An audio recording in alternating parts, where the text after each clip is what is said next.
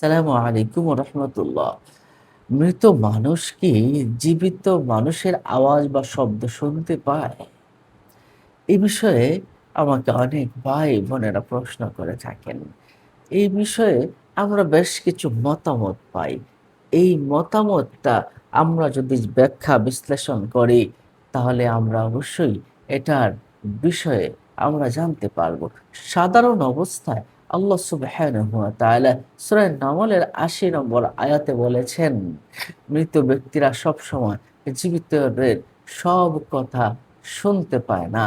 কারণ রাসূল সাল্লাল্লাহু আলাইহি সাল্লামকে আল্লাহ পাক রব্বুল আলামিন বলেছেন, আপনি মৃতদের শোনাতে পারবেন না। তবে এটা দ্বারা বোঝানো হয়েছে বধির যারা, যারা বধির রূপক অর্থে কিন্তু এটাকে বোঝানো হয়েছে। তবে এমনটা হয়, দাফনের সময় দেখা গেল দাফন করে জীবিতরা যখন ফিরে যায়, তখন মৃত ব্যক্তি তাদের জুতার আওয়াজ শুনতে পান বলে সহিহ হাদিসে কিন্তু আমরা পেয়েছি। এখন প্রশ্ন হলো যে রাসূলুল্লাহ সাল্লাল্লাহু আলাইহি সাল্লাম এরশাদ করেছেন যে মৃত ব্যক্তি তো সালামের জবাব দিয়ে থাকেন। তাহলে এটা কিভাবে হয়? এই বিষয়ে আমরা হাদিস শরীফে পেয়েছি, মা মিন মুসলিমিন ইয়ামুরু বিকবরিন আখিহি কানা ইয়ারিফুহু ফিদ দুনিয়া ফায়ুসাল্লিমু আলাইহি। অর্থাৎ এটা দ্বারা বোঝানো, যখন কোনো মুসলিম ব্যক্তি দুনিয়াতে পরিচিত কোনো মৃত ভাইয়ের কবরের পাশ দিয়ে গমন করে, তখন তাকে সালাম দিলে সালামের উত্তর দেওয়ার জন্য আল্লাহ সুবহানাহু ওয়া তাআলা তার রূহটাকে রাদ্দাল্লাহু আলাইহি ওয়া রূহিহি, আল্লাহ পাক তার রূহটাকে তার কাছে ফেরত দিয়ে দেন।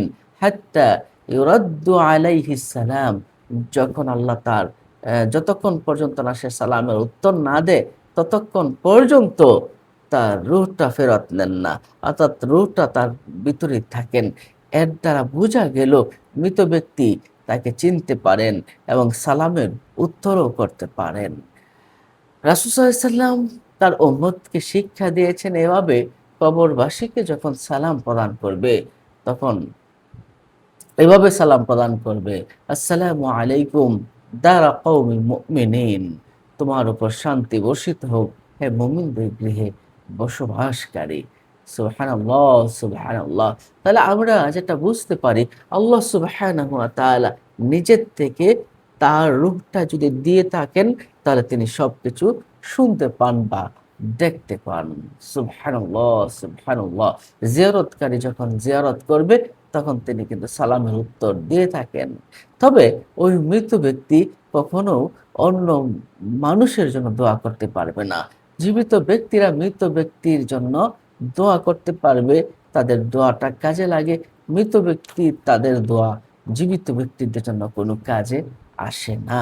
নিশ্চয়ই বুঝতে পারছেন। সম্মানিত দর্শক ও শ্রোতা, তাহলে আমরা এটুকু সিদ্ধান্তে উপনীত হলাম যে আপনি মৃত মানুষ জীবিতদের কথা আল্লাহ সুবহানাহু ওয়া তাআলা যদি শোনান, তাহলে শুনতে পারেন। নিশ্চয়ই বিষয়টা বুঝতে পারছেন। আসসালামু আলাইকুম।